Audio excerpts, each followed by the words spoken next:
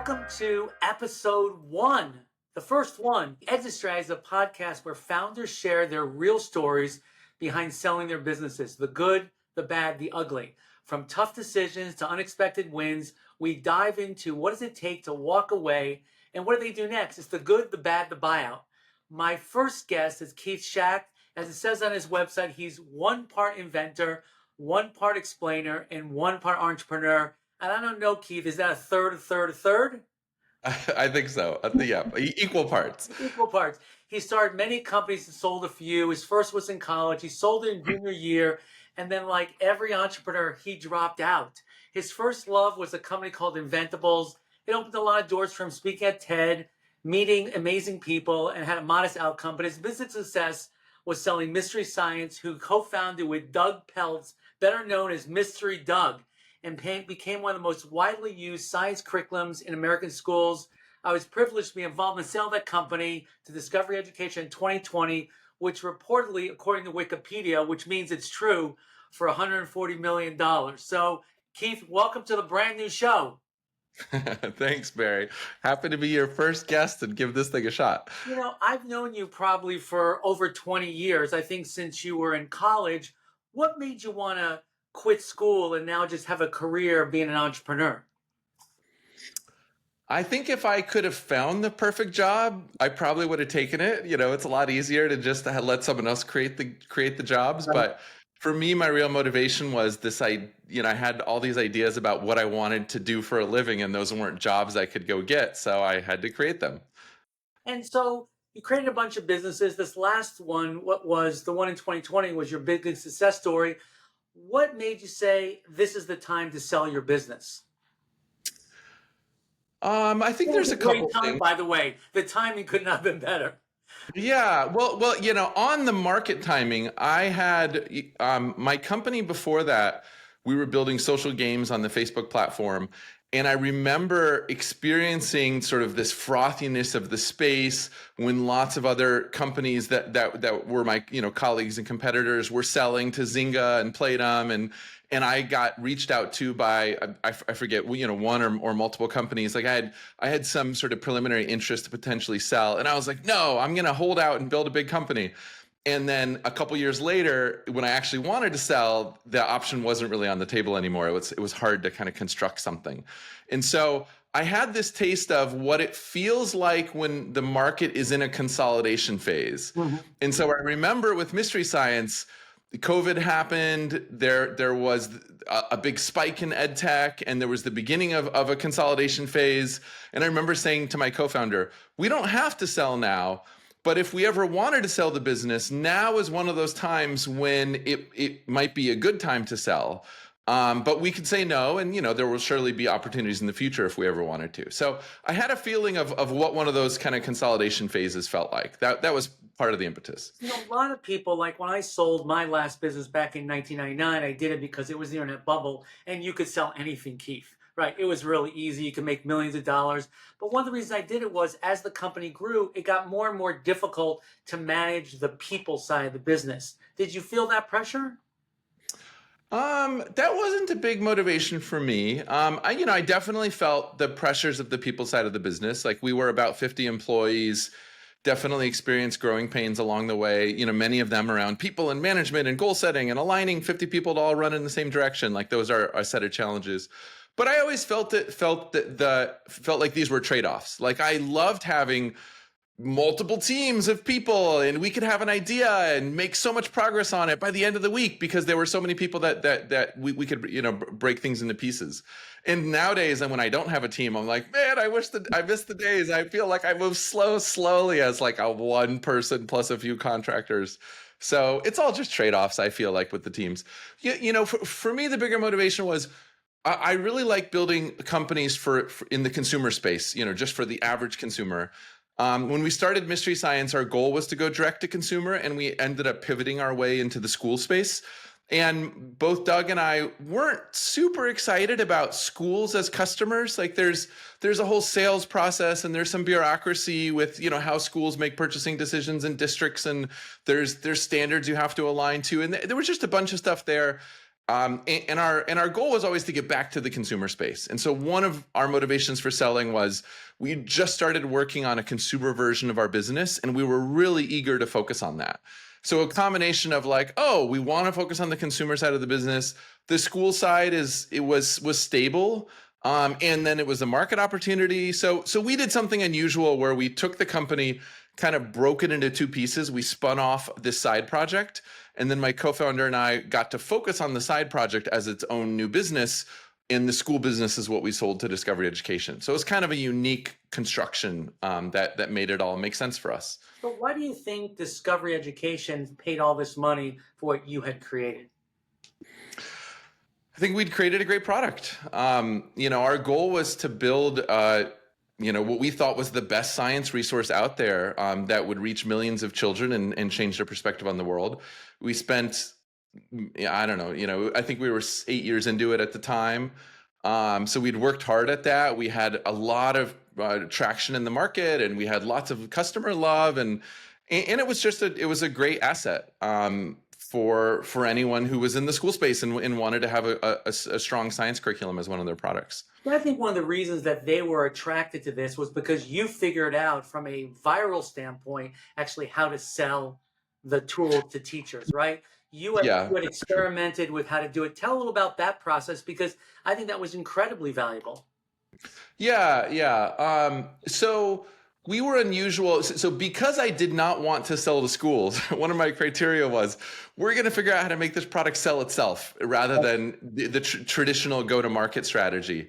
And since I had a background with the consumer side, I knew a little bit about creating referral loops and incentivizing people to tell other people about the product. So we kind of baked that into the sign-up flow for Mystery Science, and it worked. Like the vast majority of our signups, maybe 95% of our signups were referred by other teachers who had tried the product as well. And so that was attractive to a lot of folks. Like we were known for having a unique go-to-market strategy, and Discovery Education thought, hey, this go-to-market strategy might actually be something that could apply to other products that we want to sell as well. The great thing about Discovery Education is they were really a science-focused company, so there was a good culture fit there too. Like our whole business was about science at the time. The company has since expanded to having a writing product as well. But it was really nice for us to find a home with another company where they shared a lot of just a lot of geeky people who like science as well. I thought there was another very interesting part of the value proposition was that early on you said, I'm not going with the company, right? And that's a hard transition for a lot of buyers because they want the founder to come with, or at least have the illusion the founder is going to be there for several years. But you said, hey, this is part of the deal. And you were able to get the thing done. Was that a difficult part of the transaction? Yeah, I don't know that it was difficult, but yes, it was very important to me. I mean, I remember when you and I had the first call. I was trying to remember. Okay. So a little bit of the backstory was Doug and I were really eager to work on the consumer product, and so we'd spent about a year building up an executive team, hiring a few VPs, so that Doug and I could pull out of a lot of the day-to-day. And we had largely succeeded at that. We were in the process of spending at least half of our time each week working on the new product in the new market while still continuing to run Mystery Science. And then COVID happened. And we paused the new product and focused all of our energies on kind of rejiggering the business to make sure we were ready for all the changes that were happening with COVID. And then as that started to settle down a little bit, that's when Doug and I were sort of facing this, I don't know, this decision of like, gosh, we spent a year getting to the point we could work on this. And look, something happened with the old business. And then all of a sudden we had to give it all of our attention again. Are we ever really going to get to the point that we can focus on this new market when that's what we want? And that, I can't remember exactly the train of thought, but I think a conversation with you led to, well, let's just see if there's interest in the school business. Maybe there will be, and maybe there won't. But the whole motivation was so Doug and I could focus on this. And so we felt comfortable sharing in the very opening phone call. I remember, we had a very short deck that kind of explained the situation. And the whole explanation for the situation is we've built up our exec team. We want to focus on this. The business is pretty stable at this point, and we had lots of evidence of that. And we even told the potential acquirers, like, you'll meet our exec team and you can ask them, like, what role do we still play, and that. And some buyers that we pitched weren't interested in even continuing the conversation because of that. But enough were that we just proceeded in exploring it with the ones that were open to that. I loved your pitch deck because to this day, it's one of the shortest pitch decks I've ever had in selling a company because you had such great results. The numbers really spoke for themselves. And so you don't have to go into all sorts of fancy kind of stuff.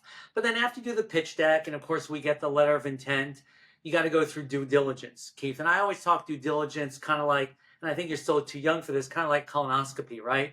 I mean, it's going to look at every single thing. They're going to call your baby ugly, right? How was that process for you? Yeah, I remember what analogy you said is like, this is they get to play with your toy train now, and you don't get to tell them how they get to play with it, something like that. Yeah, it was definitely a lot of work. I remember one of the challenging things was, they have a lot of questions and they want to talk with a lot of people, and while running the company, you want to lean on your team to help with that process, but figuring out the right time to start to involve your team. Because if this isn't going to go anywhere, then it's just a big distraction for the company. But if it looks like it's serious, then you want to involve your team in helping it go well. And so that was one of the challenges.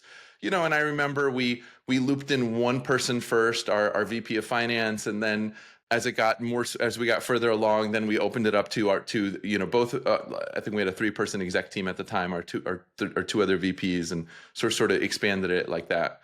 It was a lot of work. That's the main thing that I remember. Like, it became my sole focus for quite some time. And my VP of finances and, other people's as it got further along. That was the hardest part, was just the time investment. And you don't know whether it's gonna fall through or not. Right. And you could put all this time and it falls through, and then you still have to run the business at the same time. I know that you worked with a very high-end legal firm. Do you feel like the investment you made there was worth it? I think so. Yeah, I liked the law firm a lot. The thing that was a little bit of a sort of wild card was, I had a great relationship with my partner at the law firm. And so, for that reason, I was like, well, of course we should just keep using the same law firm. But it's a different partner that runs M&A process. Like, the usual partner you work with is sort of kind of a general counsel type of partner. And so I just, had one phone call with this other person, and I really was like, I hopefully they're good. I like my main partner there.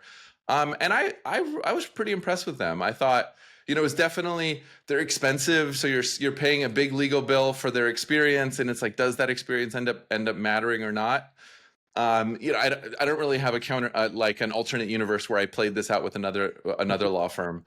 I think what's nice is I could go to my partner when I wanted another opinion, and she knew me well and she knew the business well, so there's something valuable there.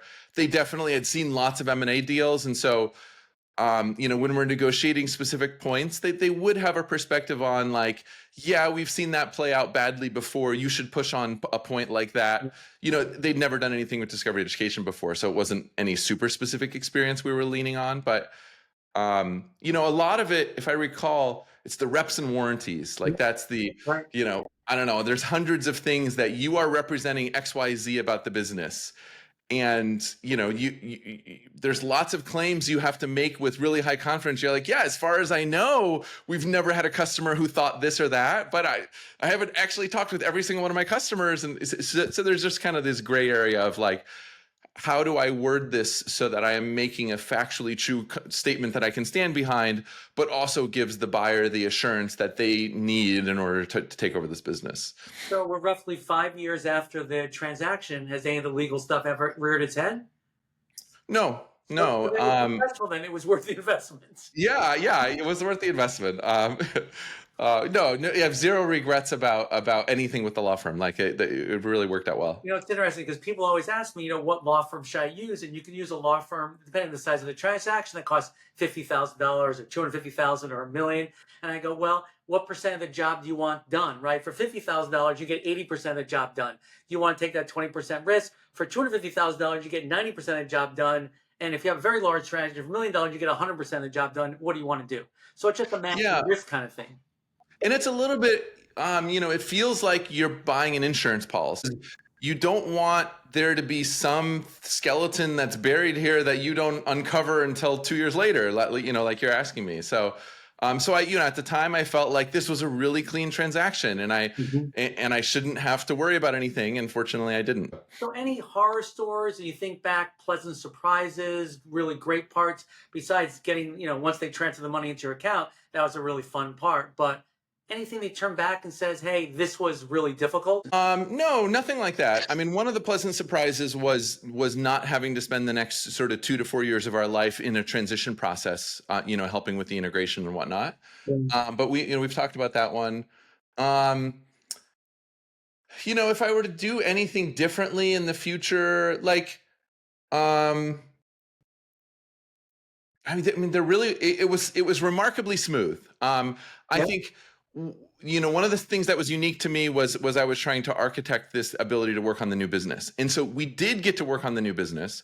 One of the things one of the sticking points late in the negotiation was, we always wanted to launch this new product and leverage all of the value we had created with Mystery Science. So we had a great brand reputation, and people knew Doug and all that. And when we separated the company, Discovery so rightly had a lot of concerns about that. Like, well, you can't use the same brand name because we don't have any control of what you're doing with the new company, and you can't reuse any of the video content because we're acquiring all the video content. And so that was a sticking point. And in the end, I decided, well, I don't think we'll need all that. Like, having the freedom to work on this business is really the most valuable piece. We'll rebuild anything that we need to.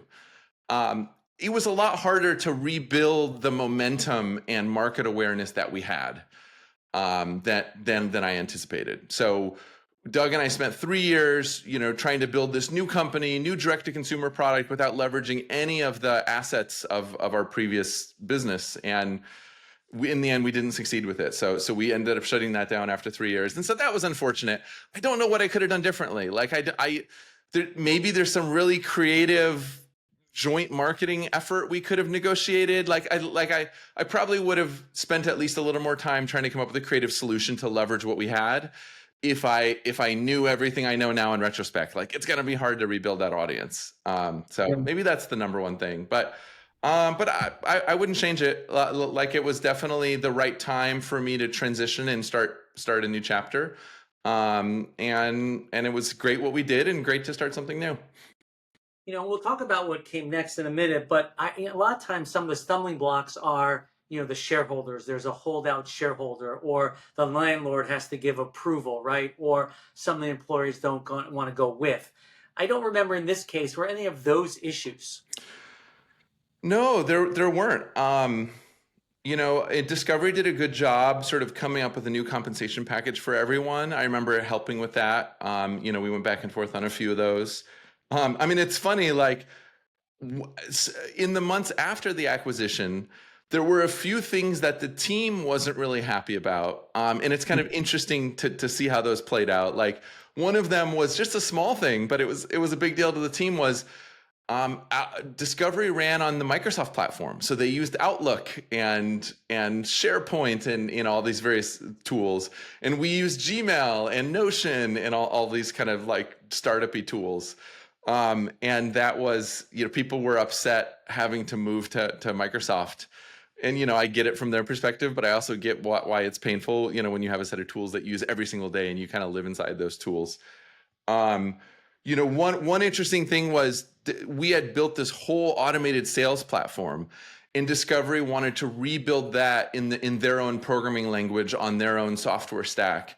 And they spent a while trying to do that. And that was more challenging than they anticipated, because there's just a lot of code that we had built up in that process. And I don't know how they ultimately ended up resolving that, but I just remember that was something that the team had to navigate for a while. So it was, but those are kind of normal integration things for we had those kinds of challenges just naturally in the day-to-day of 50 people turning into 75 people, if I would have kept running that business. It's interesting. So 5 years later, I know Mystery Science is still around. I still get stuff from Mystery Doug, and I know they've also added some other spokespeople.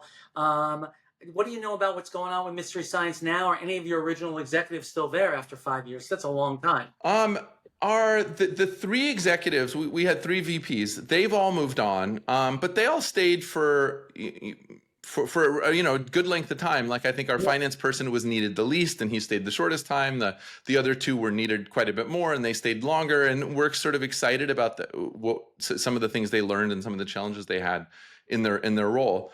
There's a number of people that are still like a reasonable percentage of the team is still there after all this time. And, I've gotten updates from people here and there. One of the reasons a number of people stayed, which I didn't anticipate, was for them, it was just a new chapter in their career. Like people got to take over teams on the discovery side. And so it was a new growth opportunity for them in their career. And there were some things like that, which those got to happen sooner than they would have otherwise happened, with the organic growth that we were having as a business. So those were some kind of pleasant surprises for people. And so you went off after this and you started this other thing, which you said you closed down after 3 years. It's hard to do it twice in a row, isn't it? Be really, really successful. People think, well, I did it once, it's easy to do it again, but it's not. Yeah, it's hard. And this was, I don't know, my fourth or fifth business, depending on how I count. And even after my first sort of modest success, it took me a few tries before I got to Mystery Science. And so I'm a couple tries in now since Mystery Science. And, I assume it might take me two more, before I finally get there again with something. I Well, like why the is that, journey. Keith? So Well, Keith, why is that? Because it seems like you did it once, you finally had an incredible success, one of the best success in ed tech. Why can't you just keep doing it over and over again? That's a question people are going to ask. Why is it so hard? some people do. Elon Musk seems to hit it out of the Well, park. But even them, people forget about some of the companies that he started that aren't doing as well. I mean, I think a friend of mine has a great analogy, which I love, is to make a business work. It's a little bit like one of those combination locks, that's got 5 or 6 cylinders. And if you get 4 of the 5 numbers right, the lock still doesn't open. You have to get all of the right. tumblers turned right for the lock to open. And I love that analogy because I think that is business. Like you have to have a product that customers really love, and you have to have a customer acquisition strategy that's economical and works, and you have to have the market timing where the market's actually ready to switch to an alternative from whatever's out there right now. Like the stars have to align. I think that when you're in the business, you are aware of 2 or 3 of the critical decisions that you make that help the business succeed. But there's always 2 or 3 other things that really mattered for success, which you aren't really aware of. Or maybe you're not aware of until hindsight, or maybe you are aware of them, but you couldn't control them because it was market timing or something like that. With Mystery Science, for example, when we decided to pivot from consumers to elementary teachers, Doug and I didn't know a whole lot about the school space. Doug had been teaching in a classroom, so he knew something about the teacher experience. But building a curriculum business that sells to schools has all these dynamics. And one of the things I learned later was when we started Mystery Science, we just reached the point that 80% of classrooms in America had a high-speed internet connection. So consumers got internet in homes way before teachers got internet in classrooms. And so that kind of adoption curve lagged by maybe a decade or so, 8 years or something like that. And so in retrospect, I look back and it probably wouldn't have made sense to start Mystery Science even a few years earlier, because half of our customers wouldn't have had internet, and we relied on high-speed internet. But fast forward a few years later, and lots of other people realized this and then launched companies. So that was probably a little bit of fortuitous market timing that we just got lucky at, and I didn't realize that at the time. There's a lot to be said about luck and timing, right?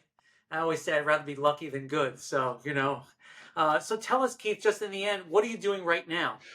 I'm working on starting a new business. I have lots of ideas. I always have lots of ideas. I spent 3 years with Doug working on one of those ideas that we were really excited about. That one didn't work. And so I've moved on to other ideas that I have. Some of them are really driven by interesting technology. There's a lot exciting that's happening with AI.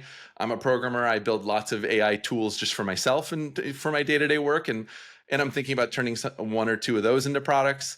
I still like building for kids. So I'm experimenting with a toy company where we're going to be selling physical products to kids. We just launched that a couple weeks ago. It's too early to know if whether that's going to work or not, but I'm excited about that one.